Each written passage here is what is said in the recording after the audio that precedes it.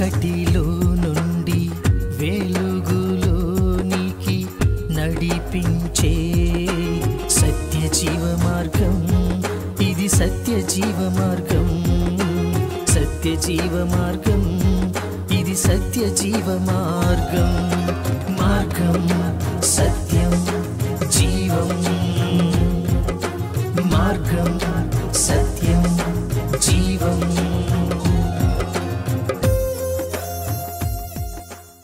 Praise Lord. ప్రభువైన యేసుక్రీస్తు ప్రశస్తమైన నామములో మీ అందరికీ నా హృదయపూర్వక వందనాలు. సత్యజీవ మార్గం అనే ఆధ్యాత్మిక కార్యక్రమానికి మీకు అందరికీ స్వాగతం. ప్రియులారా, ఈ కార్యక్రమంలో దేవుని యొక్క వాక్యాన్ని ధ్యానం చేసుకోబోయే ముందు చిన్న ప్రార్థన చేసుకుందాం. మహాగణుడు పరిశుద్ధుడు అయిన మా ప్రభువా, మీకు స్తోత్రములు చెల్లిస్తూ ఉన్నాం.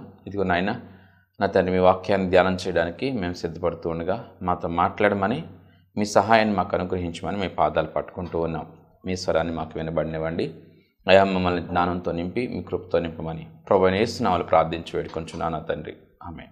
ప్రియులారా, మరొకసారి మీ అందరికీ నా హృదయపూర్వక వందనాలు. నేటి వాక్య భాగంలో మనం ధ్యానం చేసుకుంటున్న అంశం విధేయత వలన కలుగు మేలు, అవిధేయత వలన కలుగు కీడు.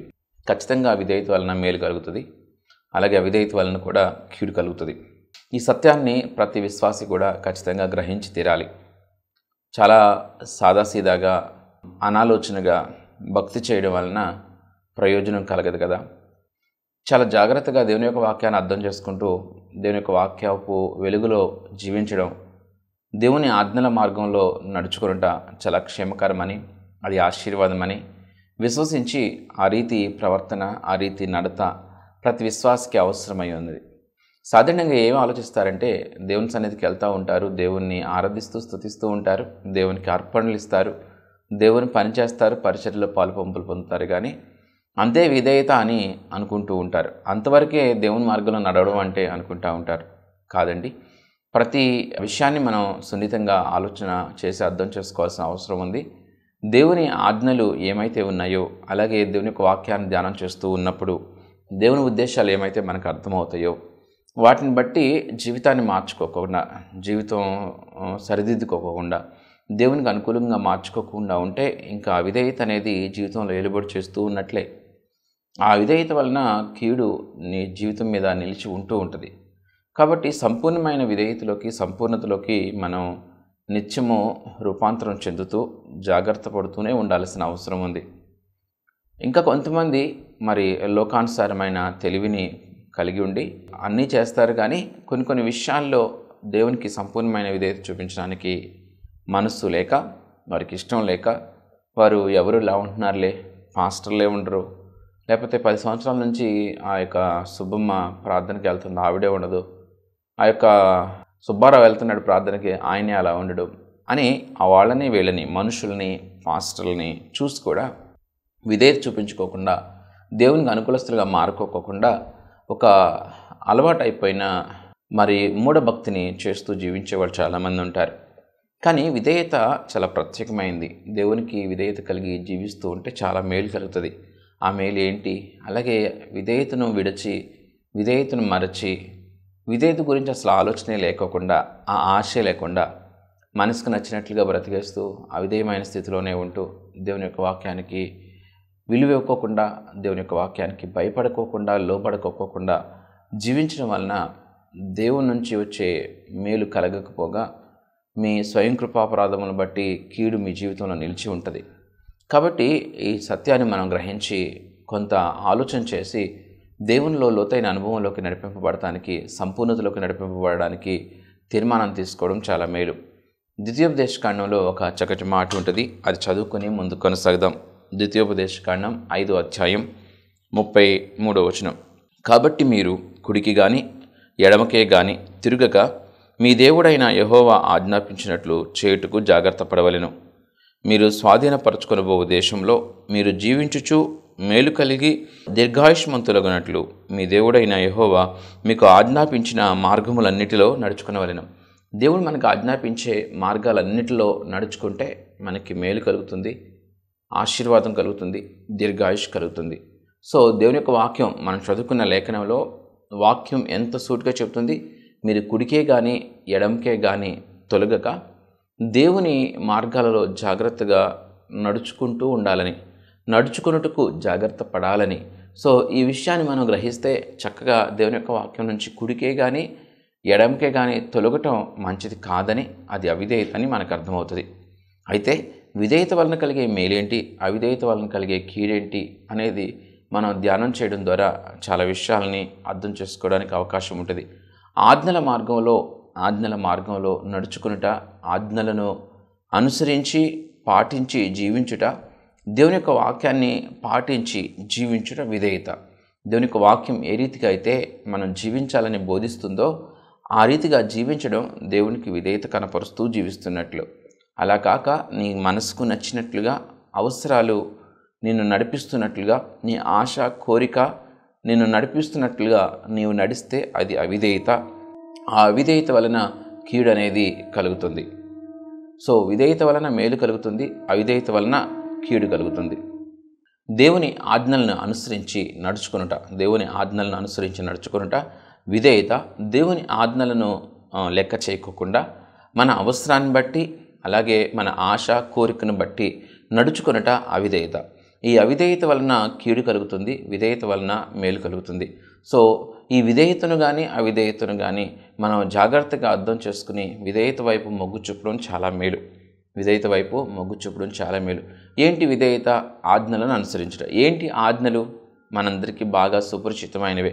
సో దేవుని ఆజ్ఞలను మనం ఆలోచన చేసినట్లయితే చాలా చక్కగా మనకు అర్థమవుతూ ఉంటాయి. నరహత్య చేయకూడదు, వ్యభిచరించకూడదు, దొంగిలించకూడదు, నీ పొరుగువానిది ఆశించకూడదు, నీ పొరుగువాని మీద అబద్ధ సాక్ష్యం పలకకూడదు, నిన్ను వలె నీ పొరుగువాన్ని ప్రేమించాలి, నీ సృష్టికర్త అయిన యెహోవాను నువ్వు ఆరాధించి స్తుతించాలి.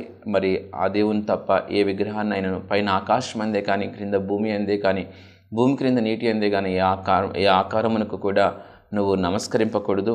అలాగే మరి అన్నిటి యొక్క సారం ప్రేమే అని కూడా చాలా సుస్పష్టంగా ఉంది. అసూయ, ద్వేషం, అబద్ధం ఇవన్నీ కూడా దేవునికి వ్యతిరేకమైనవిగా మనకు కనిపిస్తూ ఉంటాయి. ఇవన్నీ తెలుసు, చాలా విషయాలు తెలుసు. తెలియని వారు ఎవరుంటారు? వినని వారు ఎవరుంటారు? ఎన్నోసార్లు విన్నారు, ఎన్నోసార్లు వీటిని తెలుసుకున్నారు. ఏ క్రైస్తవుడిని, ఏ భక్తుడిని, ఏ క్రైస్తవురాల్ని, ఏ భక్తురాలని కదిపితే ఇవన్నీ చెప్పలేదు, అందరూ చెప్పగలరు. ఇవన్నీ దేవునికి ఇష్టమైనవి కావని తెలుసు, కానీ అబద్ధం ఆడతారు. అసూయ దేవునికి ఇష్టమైనది కాదని తెలుసు, కానీ అసూయ పడతారు. ద్వేషం దేవునికి ఇష్టమైనది కాదని తెలుసు, ద్వేషిస్తూ ఉంటారు. పరుల గుట్టు బయట పెట్టకూడదని, అది దేవునికి ఇష్టమైనది కాదని తెలుసు, మరి పరుల గుట్టు బయట పెడుతూనే ఉంటారు. ఇతరుల మీద నేరస్థాపన చేయకూడదని, ఇతరులని ఇబ్బంది పెట్టకూడదని తెలుసు, కానీ ఇతరుల మీద నేరస్థాపన చేస్తూనే ఉంటారు. ఇతరుల గుట్లు బయటకు పెడుతూనే ఉంటారు. అలాగే పొరుగువారిది ఆశిస్తూనే ఉంటారు, దొంగిలిస్తూనే ఉంటారు. వ్యభిచారపు తలంపులతోనే, వ్యభిచారపు ఆలోచనలతోనే, వ్యభిచార బుద్ధిని ప్రవర్తిస్తూనే ఉంటారు. మరి నరహత్య చేయకపోయినప్పటికీ కూడా హత్య లాంటి మాటలతో కుళ్ళబొడుస్తూ ఉంటారు. సో అసూయ, ద్వేషం, అబద్ధము, ఇవన్నీ మోసం, ఇవన్నీ కూడా మనిషి జీవితంలో భాగమైపోయినాయా అన్నట్లుగా చాలామంది జీవిస్తున్నారు. ప్రియులారా, జాగ్రత్త కలిగి ఆలోచన చేద్దాం. సో అనాలోచనగా భక్తిని చేసేసుకుంటూ ముందుకు కొనసాగిపోతే ఏంటి ప్రయోజనం? ఇవన్నీ మార్పు చెందడం వలన కలిగే మేలేంటి? విధేయత వలన కలిగే మేలేంటి? చూడండి, విధేయత వలన చాలా మేలు కలుగుద్ది. తల్లిదండ్రులు బిడ్డలకి చాలా విషయాలను చెప్తూ ఉంటారు. వారు ఖచ్చితంగా బిడ్డల క్షేమం కొరకే చాలా విషయాలను చెప్తూ ఉంటారు.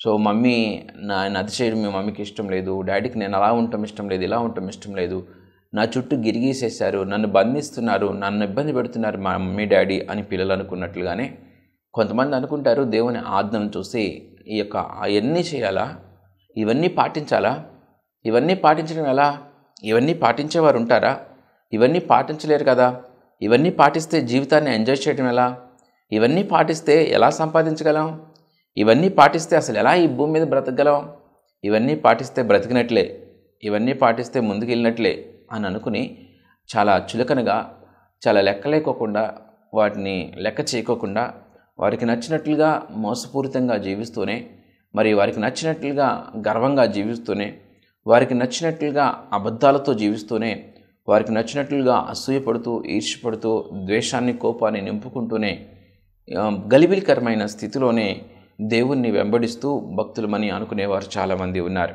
చూడండి, తల్లిదండ్రుల మాటలు, మరి తల్లిదండ్రుల ఆజ్ఞలు పిల్లలకి క్షేమకరమైనట్లే దేవుని మాటలు కూడా మనకు క్షేమకరం. ఇవన్నీ చేసిన వారు ఖచ్చితంగా వారికి స్వతహాగా లోకంలోనే వారు క్షేమకరమైన స్థితిలో ఉంటారు. అబద్ధాలు ఆడుతూ మానేసిన వాడు నీతిమంతుడిగా మరి ఎంచబడతాడు కదండి. నీతిమంతుడు సింహం వలె ధైర్యంగా ఉంటాడు. ఏ కీడు వస్తుందన్న భయం కూడా లేకోకుండా ధైర్యంగా ఉండగలుగుతాడు. సో ఆరోగ్యంగా ఉండగలుగుతాడు. దేవుని ఆజ్ఞలను అనుసరించి నడుచుకునేవానికి ఆరోగ్యం ఉంటుంది.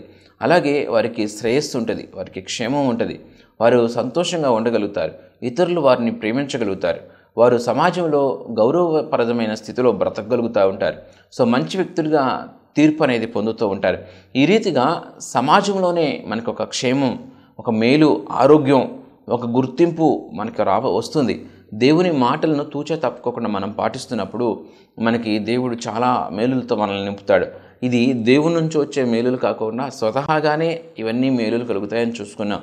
అలాగే విధేయత వలన ఇంకా ఏం మేలు కలుగుతుందంటే, దేవుని యొక్క వాక్యం చెప్తుంది, మీరు చేయు క్రియలు మంచివైనను సరే చెడ్డవైనను సరే వాటి ప్రతిఫలం ఈ భూమి మీద కూడా ఉంటుంది అని దేవుని యొక్క వాక్యాన్ని మనం ధ్యానం చేస్తున్నప్పుడు మనకు అర్థమవుతుంది. అనగా మీరు విధేయత కలిగిన క్రియలు మీ జీవితంలో చేస్తూ ఉంటే అసూయను విడిచి, ద్వేషాన్ని విడిచి, కోపాన్ని విడిచి, దొంగతనం చేయకుండా, వ్యభిచరించకుండా, వ్యభిచారపు బిహేవియర్, చాలామంది వ్యభిచారం చేయకపోవచ్చేమో కానీ, వ్యభిచరించకపోవచ్చేమో కానీ చాలామంది మరి ఆ మాటల విషయంలో చాలా తప్పులు చేస్తూ ఉంటారు. సో ఇతరులు మనతో మాట్లాడుతున్నప్పుడు వారి ఇంటెన్షన్ ఏంటో, వారి యొక్క ఆలోచన విధానం ఏంటో మనకు అర్థమవుతున్నప్పుడు చాలా జాగ్రత్త కలిగే ఉండాల్సిన అవసరం ఉంది. కొంతమంది ఆ మాటలు వింటూ వారి ఇచ్చను, వారి శరీరేచ్ఛను కూడా నెరవేర్చుకుంటూ ఉంటారు. వారికి అవసరమో లేకపోతే ఒక మనిషి ఎందుకు అవిధేయుడైపోతాడంటే అవసరాన్ని బట్టో లేకపోతే ఆశ కోరికను బట్టో అవిధేయత వైపు మొగ్గు చూపిస్తూ ఉంటాడు. సో ప్రతి విషయంలో కూడా మెలకువ లేకోకుండా దేవుని యొక్క వాక్యం చెబుతుంది కదా, మీరు శోధనలో ప్రవేశింపుకున్నట్లు మీరు మెలకువ కలిగి ప్రార్థన చేయుడి. సో మనం ప్రార్థన చేస్తూ ఉండటం వలన శోధనని జయించే అవకాశం ఉంటుంది. కాబట్టి ఈ వ్యభిచరించకపోవచ్చేమో కానీ అలాంటి రిలేషన్స్ వలన కలిగి ఉండి మాటలు వింటూనే మాట్లాడుతూనే ఉంటారు. ప్రతి విషయంలో కూడా జాగ్రత్త కలిగి బ్రతకడం వలన జీవితానికి క్షేమం కలుగుతుంది, అవమానం రాకోకుండా ఉంటుంది, జీవితం చిన్నాభిన్నం కాకుండా ఉంటుంది. చాలామంది జీవితాలు ఉన్నపలంగా భయంకరమైన ప్రళయంతో నింపబడుతూ ఉన్నాయి. చాలామంది అవిధేయత వలన వారి జీవితాలని నాశనం చేసుకుంటున్నారు. వారు అవమానం పాలవుతున్నారు, వారు నష్టపోతున్నారు, వారు అనారోగ్యం పాలవుతున్నారు. చూడండి, దేవునికి మాటకి విధేయత చూపించడం వలన సో ఈ లోకంలో మనకి స్వతహాగా మేలు కలుగుతుంది, స్వతహాగా క్షేమకరమైన స్థితిలో ఉంటాం. అలాగే మీరు చేయి క్రియలు మంచివైనను సరే చెడ్డవైనను సరే వాటి ప్రతిఫలం మీకు భూమి మీద వస్తుందని దేవుని మాట ప్రకారం దేవుడు ఆశీర్వదిస్తాడు. దేవుని మాట వినేవారిని దేవుడు దీర్ఘాయుష్తో నింపుతాడు. దేవుడి మాటకు లోబడే వారిని దేవుడు హెచ్చిస్తాడు. యోసేపు దేవునికి సంపూర్ణమైన విధేయత చూపించాడు, అత్యున్నతంగా దీవింపబడ్డాడు. అలాగే దావీదు దేవునికి సంపూర్ణమైన విధేయత చూపించాడు, ఆశ్చర్యకరమైన రీతిలో, అద్భుతమైన రీతిలో దీవెన పొందాడు. కాబట్టి మన జీవితాన్ని ఆశీర్వాదకరంగా, మేలుకరంగా దేవుడు మార్చగలడు. దేవుని మాటకు విధేయత చూపించడానికి మనసు కలిగి మన యొక్క మార్గాల్ని మార్గాలను సరిచేసుకుని దేవుని ఆజ్ఞల మార్గంలో నడుచుకోవడానికి మనసును నిలుపుకోవాలి. చాలామంది దీన్ని నిర్లక్ష్యం చేస్తూ ఉంటారు. నిర్లక్ష్యం చేయడం వలన మేలు దూరం అవుతుంది, ఆశీర్వాదం దూరం అవుతుంది, కీడు దగ్గర అవుతుంది. అవిధేయత వలన కలిగే కీడు చాలా ఎక్కువ ఉంటుంది. అంతేకాక విధేయత చూపించడం వలన స్వతహాగా ఈ లోకంలో నీకు మేలు కలుగుతుంది, దేవుని యొక్క మాట ప్రకారం నీకు ఈ భూమి మీద మేలు కలుగుతుంది. మూడోదిగా పునరుద్ధానం అయిపోయిన తర్వాత, పునరుద్ధానం చెందిన తర్వాత, క్రీస్తు రెండవ రాకడ తర్వాత మృతులందరూ కూడా పునరుద్ధానం పొందుతారు. మృతులందరూ కూడా తిరిగి లేస్తారు. లేచిన తరువాత దేవునికి ఆజ్ఞల మార్గంలో నడిచిన వారు, దేవునికి సంపూర్ణమైన విధేయత చూపించిన వారు మరి దేవునితో కలిసి యుగయుగాలు తరతరాలు నిత్యము జీవించి సంతోషించే ధన్యత ఉంది. కాబట్టి అలాంటి గొప్ప కృప, ఈ జీవితం శాశ్వతం కాదు. ఈ జీవితం కేవలం 70 సంవత్సరాలు, ఇంకా అధికంగా బ్రతికితే మరికొన్ని సంవత్సరాలు తప్ప ఈ జీవితం మాత్రం శాశ్వతమైంది కాదు కదా. ఈ జీవితంతో అంతమైపోయిందంటే ఈ జీవితం ఇక్కడితో అంతమైపోదు. ఈ జీవితం తర్వాత ఇంకొక జీవితం ఉంది, అది ఖచ్చితంగా వాస్తవమైంది. ఆ జీవితంలో నిత్యము సంతోషంగా ఉండాలన్నా ఇప్పుడు సంపూర్ణమైన విధేయతను చూపించాల్సిన అవసరం ఉంది. కాబట్టి ఈ విధేయత వలన ఇంత మేలు కలుగుతుంది. అవిధేయత వలన ఏంటి నష్టం మనందరికీ తెలిసిందే. అవిధేయతగా జీవించేవాడు ఎంత పాడైపోతాడో చూడండి. సో దేవుడు చెప్పిన విషయాల్ని మనం ప్రక్కన పెడితే, దేవుడు చెప్పిన ఈ ఆజ్ఞలు వ్యభిచరించేవాడు సంతోషంగా ఉండగలుగుతాడా? దొంగిలించేవాడు సంతోషంగా ఉండగలుగుతాడా? అబద్ధికుడు సంతోషంగా ఉండగలుగుతాడా? పరులగుట్టు బయట పెట్టేవాడు సంతోషంగా ఉండగలుగుతాడా? లేకపోతే ఇతరులు ఆశించేవాడు సంతోషంగా ఉండగలుగుతాడా? సాటి మనిషిని ప్రేమించలేనివాడు సంతోషంగా ఉండగలుగుతాడా? మరి ఈ అన్ని విషయాలను మనం గ్రహిస్తే వారికి ఎప్పటికీ సంతోషం కలగదు, వారు ఎప్పటికీ మేలు కలగదు. వారు అనుకుంటూ ఉంటారు, నేను చాలా తెలివిగా ప్రవర్తిస్తున్నాను, చాలా జాగ్రత్తగా, నా అంత గొప్పోడు లేడనుకుంటారు. మోసం చేస్తూ గొప్పోడు అనుకుంటున్నావా? ఇతరులు నష్టపరుస్తూ గొప్పడు అనుకుంటున్నావా? అబద్ధాలు ఆడుకు బ్రతుకుతూ గొప్పోడు అనుకుంటున్నావా? సో చాలా గొప్పోళ్ళు అనుకుంటూ ఉంటారు. వారు మరి హఠాత్తుగా వారు భయంకరమైన అవమానం పాలవటం కానీ, హఠాత్తుగా వారి జీవితంలో నాశనం పొందడం కానీ, హఠాత్తుగా మరణం అవడం కానీ వారి జీవితాల్లో మనం చూస్తూ ఉంటాం. ఎంతోమంది ఆత్మహత్యలు చేసుకుంటూ ఉన్నారు. అవిధేయత వల్లనే కదండి ఆత్మహత్యలు చేసుకుంటూ ఉన్నారు. పాపంతో జీవితం నింపబడిపోయి ఏం చేయాలో దిక్కుతోచక ఆత్మహత్యలు చేసుకుంటున్నారు. ఇతరుల్ని చంపుతున్నారు. అవిధేయత వలన ఇతరుల్ని చంపుతున్నారు. ఆ చంపిన తర్వాత భయంకరమైన శిక్షలను అనుభవిస్తూ ఉన్నారు. సో ఈ రీతిగా అవిధేయత వలన ఈ లోకంలోనే చాలా నాశనం కలుగుతుంది. ఒక త్రాగుబోతుకి ఏమైనా గౌరవం ఉంటుందా? ఒక త్రాగుబోతు దేవుని మాటకు అవిధేయత చూపించి త్రాగుడికి బానిస అయిపోయినవాడు ఈ సొసైటీలో గౌరవంగా బ్రతకగలడా? లేదు. త్రాగుబోతుగా ఉన్నవారు గౌరవంగా బ్రతకలేరు. అలాగే పెద్ద పెద్ద వ్యాపారవేత్తలు కూడా త్రాగుబోతులుగా ఉన్నప్పుడు, త్రాగుడికి బానిసలు అయిపోయినప్పుడు వారి వ్యాపారాలు సైతం నష్టపోయినట్లుగా, వారు త్రాగుడు మత్తులో, అలాగే మరి వ్యభిచారపు తలంపులతో, మరి ఇల్లీగల్ అఫైర్స్తో సర్వనాశనం అయిపోయిన గొప్ప గొప్ప వ్యాపారవేత్తలు, గొప్ప గొప్ప ఉద్యోగులు, గొప్ప గొప్ప ప్రముఖులు ఉన్నారు. చాలామంది అవిధేయత వలన నాశనం అయిపోతూ ఉంటారు. అవిధేయత చాలా కప్పిపెట్టాలనుకుంటూ ఉంటారు. వారు చేస్తున్న అక్రమం, అపవిత్రత, పాపం ఎవరికి తెలియనట్లుగా వారు జాగ్రత్త పడుతున్నాం అనుకుంటూ ఉంటారు. కానీ అది ఒకరోజు బట్టబయలై వారి జీవితాన్ని నాశనం చేసి, వారికి ఉన్న ఖ్యాతిని తీసివేసి, వారిని అగౌరవం చేసి చాలా ఇబ్బంది పెడుతున్నట్లుగా మనం చూస్తూ ఉన్నాం. కాబట్టి ఒక తాగుబోతు కానీ, ఒక జూదగాడు అంటే మీరు ఎవరైనా విలువిస్తారా?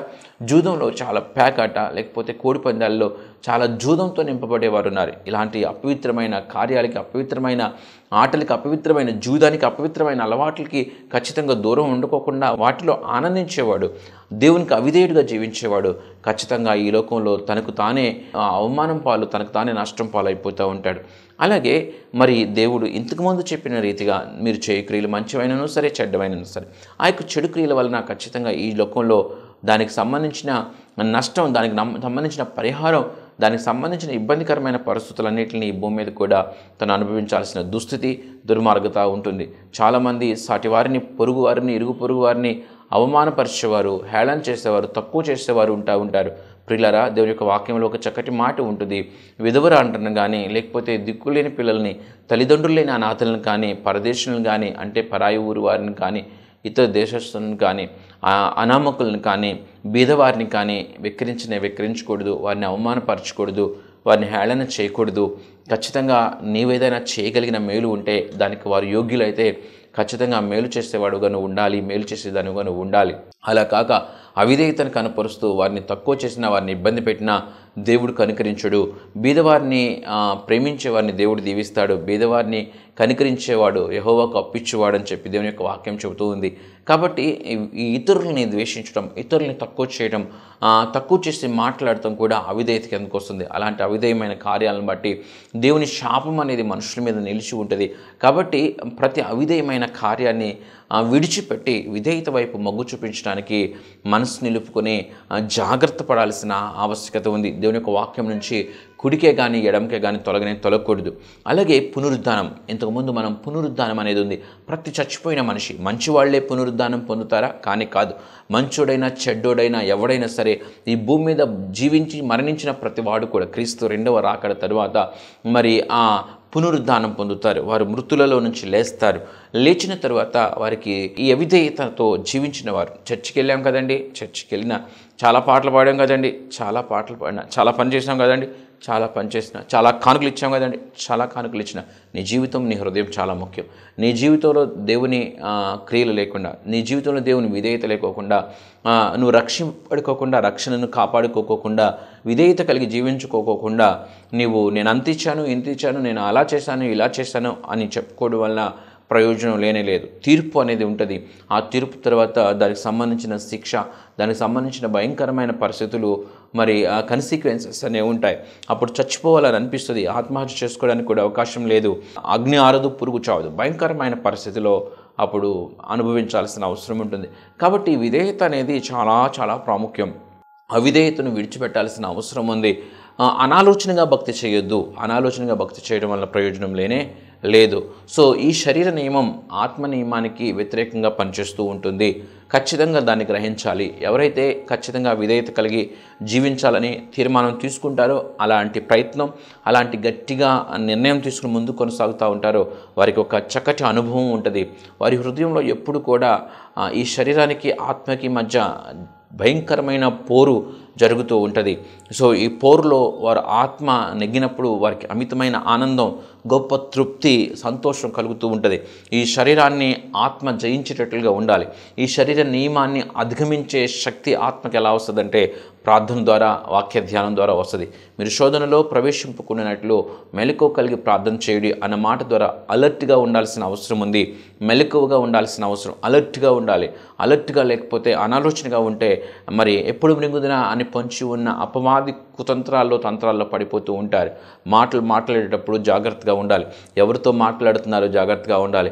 వేషధారణ మాటలు కానీ, లేకపోతే ఇంటెన్షనల్గా తప్పుడు మాటలు కానీ, బూతులు కానీ, సరసోక్తులు కానీ, లేకపోతే ఈ శరీరేచ్ఛలను, మరి ఈ యొక్క ఆశలను, ఆ కోరికలను బట్టి తప్పుడు మాట్లాడు, తప్పుడు కన్వర్జేషన్స్ కానీ, లేకపోతే భయంకరమైన ఇల్లీగల్ అఫైర్స్ కానీ, వాటిని వాళ్ళ అవిధేయత, అపవిత్రత, అపరిశుద్ధత మీ జీవితంలో భయంకరంగా కూరుకుపోయి మీ హృదయాన్ని పాడు చేసేసి దాన్ని భయంకరమైన దురాత్మలతో నింపేస్తూ ఉంటుంది. మీ జీవితాన్ని సర్వనాశనం చేస్తుంది. మీ హృదయాన్ని, మీ మనసును కాపాడుకోవాల్సిన అవసరం, మీ జీవితంలో పరిశుద్ధతను కాపాడుకోవాల్సిన అవసరం, దేవునితో నింపుకోవాల్సిన అవసరం చాలా ఉంది. మీ మనసులో, మీ హృదయంలో ఈ శరీర నియమానికి, ఆత్మ నియమానికి మధ్య పోరు మీకు అర్థమవుతూ ఉంటే మీరు ధన్యులు. మీరు దానిలో మీ ఆత్మ గెలుస్తూ ఉంటే, మీ శరీరాన్ని జయిస్తూ ఉంటే ఇంకా మీరు ధన్యులు. కాబట్టి ప్రియులారా, ఇత్యాది విషయాలను ఆలోచించేసి దేవునికి సంపూర్ణమైన విధేయత చూపిస్తూ మనం జీవిద్దాం. దేవుని కృపను మన జీవితాల్లో అత్యద్భుతంగా పొందుకుందాం. దేవుడు మనందరినీ దీవించి ఆశీర్వదించునుగాక. ఆమేన్. మహాగణుడు, పరిశుద్ధుడైన మా ప్రభువా, మీకు స్తుతులు, స్తోత్రం చెల్లిస్తూ ఉన్నాం. మీరు మాట్లాడిన ప్రతి మాటను బట్టి వందనాలే నాయనా. మేము అనాలోచనగా ఉండక, మేము ఆ మాటలను మరొక ఇదిగో విధేయత వైపు మేము మొగ్గు చూపడానికి సహాయం దయచేయండి. విధేయత వలన కలిగే ఆశీర్వాదాలని అనుభవించగలగడానికి, తృప్తి కలిగిన జీవితం జీవించడానికి సహాయం దయచేయండి. ఆయన ఈ మాటలు విన్న ప్రతి బిడ్డను మీరు దర్శించి మీ కృపతో నింపమని, మీ కాపుదలు దయచేయండి. ప్రభువా యేసు నామములో ప్రార్థించి వేడుకొంచున్నాను నా తండ్రి. ఆమేన్. దేవుడు మనందరినీ దీవించి ఆశీర్వదించును గాక. ఆమేన్. ప్రియులారా, ఈ వర్తమానాలన్నీ జోసెఫ్ సుశీల్ అనే యూట్యూబ్ ఛానల్లో అప్లోడ్ చేయబడుతున్నాయి. కాబట్టి ఖచ్చితంగా యూట్యూబ్ ఛానల్ని సందర్శించండి. యూట్యూబ్ ఛానల్లో జోసెఫ్ సుశీల్ అని మీరు టైప్ చేస్తే ఆ ఛానల్ వస్తుంది. మరి ఇతర వర్తమానాలను కూడా ఖచ్చితంగా వినండి. అలాగే ఈ వర్తమానాలు ప్రవచన్ టెలివిజన్లో ప్రతి ఆదివారం ఉదయం 7:30కి, సాయంత్రం 7:30కి ప్రసారం అవుతూ ఉన్నాయి. ఖచ్చితంగా వాటిని కూడా వీక్షించమని మీకు మనవి చేస్తూ ఉన్నాను. దేవుడి ప్రకటన దీవించును గాక. ఆమేన్. ప్రియమైన సహోదరి సహోదరులారా, మీకు నా హృదయపూర్వక వందనాలు తెలియచేస్తున్నాను. మీ ఆత్మీయ జీవితం ఎలా ఉంది? ఈ జీవన పయనంలో ఎదురయ్యే శోధనలలో విజయం పొందుకుంటున్నారా? మంచిది. మనం శోధనలను సహించి విజయం పొందటం ద్వారా మన పరలోకపు తండ్రి ఎంతో సంతోషిస్తారు. ప్రార్థనకు, వాక్య ధ్యానానికి, పాటలతో ప్రభువును స్తుతించటానికి నీవు ఖచ్చితంగా ప్రతిరోజు సమయం కేటాయించాలి. అప్పుడే నీవు లోకంలో ఉంటూనే నిష్కలంకంగా జీవించగలవు. చెట్టు మంచిదైతే విత్తు మంచిదవుతుంది. యథా రాజా తదా ప్రజ. మంచి కాపరిని కలిగిన మందలు ధన్యమైనవి. చిన్న కుటుంబం చింతలు లేని కుటుంబం. పెద్ద సంఘం కావాలి అని కాదు, మంచి సంఘం కావాలి అనుకోవాలి. అట్టహాసాలకి, ఆడంబరాలకి, ఆటపాటలకి ఆకర్షితులు కాక ప్రభువుకు సంపూర్ణ విధేయత చూపిస్తూ మంచి నడవడిక, మంచి సాక్షి జీవితం, మంద పట్ల బాధ్యత కలిగిన కాపరిని ఎంచుకోవాలి. ఆ సంఘంతోనూ, ఆ సేవకునితోనూ, తద్వారా ప్రభువుతో అంటుకట్టబడి ఉండాలి. మీ కష్టార్జితం, మీ దశమ భాగాలు మీరు సంతోషంగా దేవునికి కానుక ఇవ్వాలనుకున్నప్పుడు వాటిలో శ్రేష్టమైనవి, అత్యధికమైనవి మీ సంఘ కాపరికి మాత్రమే ఇవ్వాలి. మంద కాచేవాడు మంద పాలుకి అర్హుడు. ఎక్కడో ఉండే టీవీ వర్తమానికుడు ఎంతవరకు నీ మంచి చెడ్డ పట్టించుకోగలడు? ఎంతవరకు నీ యోగక్షేమాలు పట్టించుకోగలడు? నీ కన్నీరు చూడగలిగేది, నిన్ను పట్టించుకోగలిగేది, నీవు ఆశీర్వదింపబడితే సంతోషించేది నీ సంఘ కాపరి మాత్రమే. నీ సంఘ కాపరిని సంతోషపరచు, ఘనపరచు. ఆయన కంటనీరు రాకుండా చూసుకోవాలనే కోరిక నీవు కలిగి ఉంటే ప్రభువు సమస్తం చూస్తూ ఉన్నాడు. ప్రభు సేవలో మీ జోసెఫ్ సుశీల్.